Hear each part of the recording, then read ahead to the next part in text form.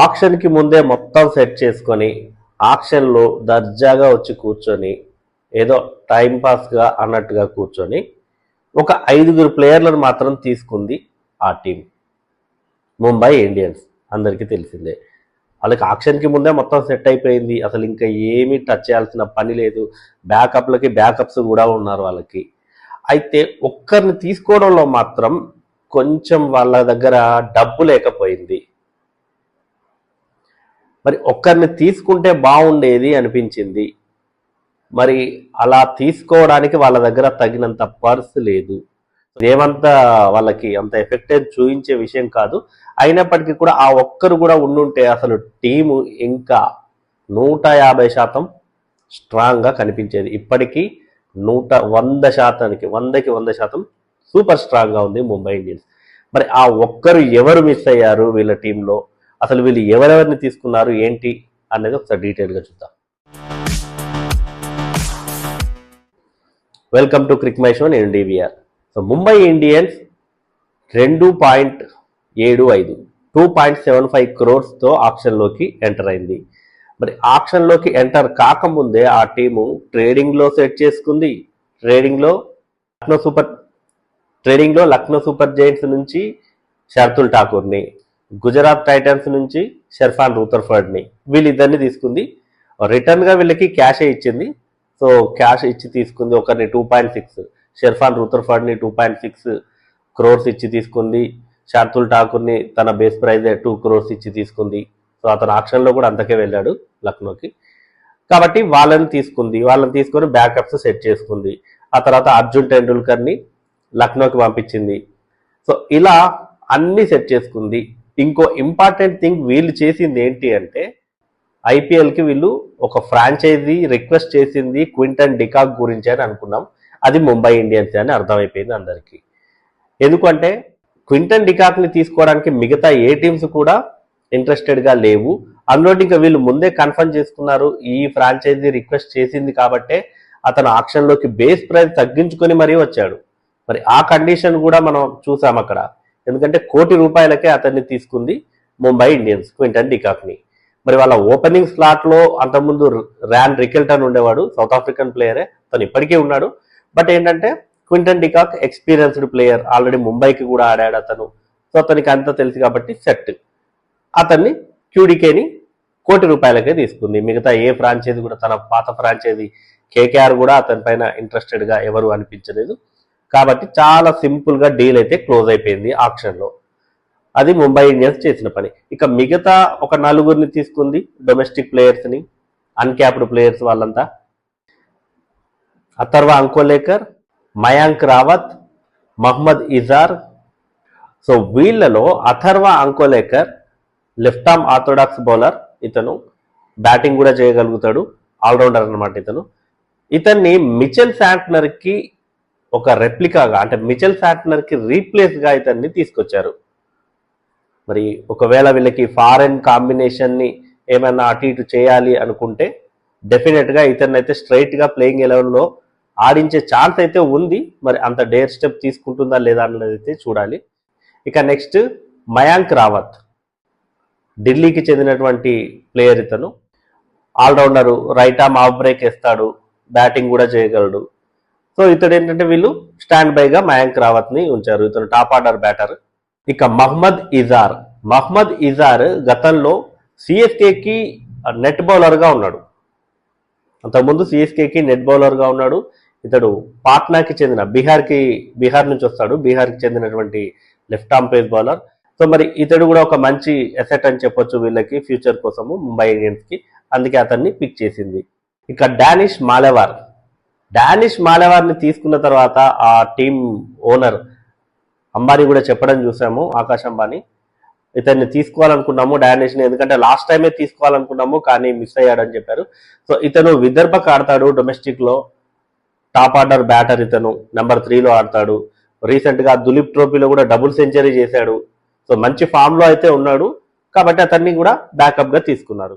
So ఈ రకంగా 4 domestic ప్లేయర్స్ని తీసుకున్నారు, ఒక క్యాప్డ్ ప్లేయర్, ఫారిన్ ప్లేయర్ని తీసుకున్నారు, క్వింటన్ డికాక్ని. సో మొత్తానికైతే మొత్తం సెట్ చేసుకున్నారు వీళ్ళు. బ్యాకప్స్ కూడా సెట్ చేసుకున్నారు. మరి వీళ్ళ టీం ప్లేయింగ్ 11 ఎలా ఉంటుంది? ఆన్ పేపర్ చూస్తే మాత్రం వీళ్ళ ప్లేయింగ్ 11 దిమ్మ తిరిగిపోవాల్సిందే, మరి ఆ రేంజ్లో ఉంది.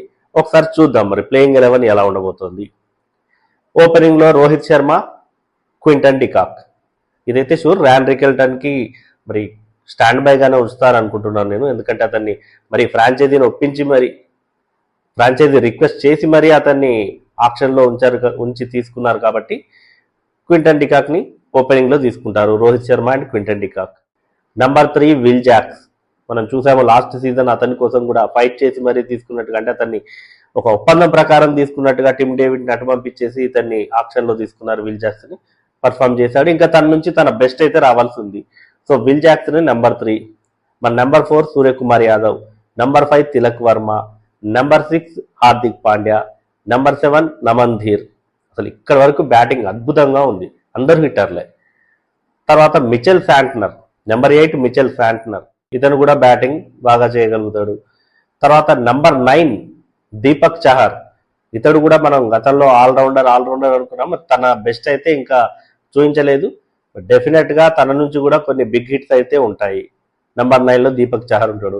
Number 10 Jasprit Bumrah, number 11 Trent Boult. ఇక ఇంపాక్ట్ ప్లేయర్గా ఎవరిని తీసుకోవచ్చు వీళ్ళు అంటే అశ్వని కుమార్.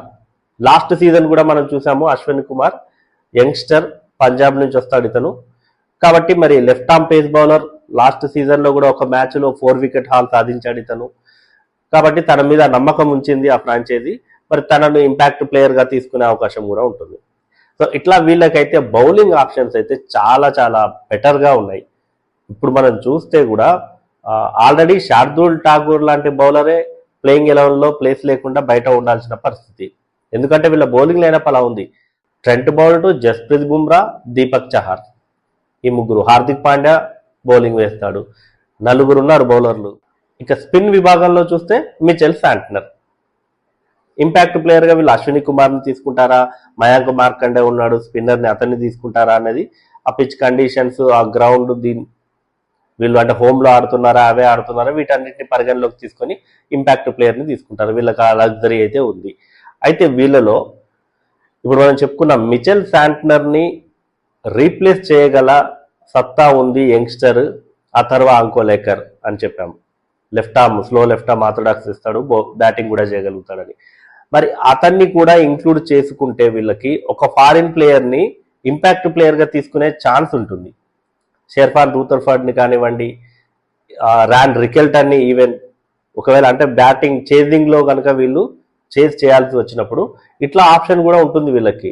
ఏది ఎప్పుడు మిచెల్ శాంట్నర్ని పక్కన పెట్టి వీళ్ళు కనుక అథర్వ అంకోలేకర్ని, అదొక డేర్ స్టెప్ అని చెప్పొచ్చు. ఎందుకంటే మిచెల్ శాంట్నర్ లాంటి వరల్డ్ క్లాస్ బౌలర్ని పక్కన పెట్టేసి ఇదని తీసుకోవడం అనేది, కాకపోతే కొన్ని రిస్క్ తీసుకోవాల్సి ఉంటుంది ఒక్కోసారి. మరి అది చేస్తుందా లేదా అన్నది అయితే తర్వాత విషయము, బట్ ఈ ఆప్షన్ కూడా ఉంటుంది వాళ్ళ దగ్గర. మొత్తానికైతే వీళ్ళకి ఒక ప్రాపర్ ఇండియన్ స్పిన్నర్ అయితే లేడు. అది కొంచెం నాకు అంటే ఎక్కడో అది కూడా ఉండుంటే అసలు ఇంకా వీళ్ళ టీంకి ఎదురే లేకుండా ఉండేది. ఆ proper Indian spinner Ravi Bishnoi లాంటి స్పిన్నర్ కనుక ఉండుంటే అసలు సూపర్బ్గా ఉండేది, ఇంకా మొత్తం బ్యాలెన్స్ అయిపోయేది. అంటే ఇప్పుడు మిచెల్ శాంట్నర్ ఉన్నాడు, బట్ ఏంటంటే తను ఫారిన్ ప్లేయర్, ఓవర్సీస్ ప్లేయర్ కాబట్టి. ఇక మిగతా స్పిన్ బౌలర్స్ ఎవరున్నారు అంటే ఆఫ్ఘనిస్తాన్ యంగ్ స్పిన్నర్ గజన్ఫర్ ఉన్నాడు. మరి గజన్ఫర్ నుంచి అయితే వీళ్ళు ఎక్స్పెక్ట్ చేసినంత తను ఇవ్వలేదు. డెఫినెట్గా మరి ఈ సీజన్లో అతను ఏమన్నా బౌన్స్ బ్యాక్ అవుతాడా, ఫామ్లోకి వస్తాడా? ఇప్పుడు వీళ్ళకి ఫారిన్ స్పిన్నర్స్ ఎవరున్నారంటే 2 ఉన్నారు, మిచెల్ శాంట్నర్ ఉన్నాడు, గజన్ఫర్ ఉన్నాడు. ఇక ఇండియన్ స్పిన్నర్స్ అంటే మయాంక్ మార్కండే ఉన్నాడు, ఆ తర్వాత అంకోలేకర్ ఉన్నాడు. సో 4 అయితే స్పిన్నర్లు ఉన్నారు. బట్ మనం అనుకున్నట్టుగా ఇండియన్ స్పిన్నర్ ఉండుంటే బాగుండేది, కానీ బట్ వీళ్ళు ఏమాత్రం తక్కువ కాదు. గజన్ఫర్ కనుక ఫామ్లో ఉన్నట్టయితే డెఫినెట్గా అతన్నే కంటిన్యూ చేస్తుంది ముంబై ఇండియన్స్ టీంలో. ప్లేయింగ్ 11లో అతన్ని ఖచ్చితంగా ప్లేస్ రెగ్యులర్గా ఇస్తూ ఉంటుందనడంలో ఎటువంటి సందేహం లేదు. ముంబై ఇండియన్స్ ప్లేయింగ్ 11 ఎలా ఉంటుందని మీరు అనుకుంటున్నారో కామెంట్ చేయండి.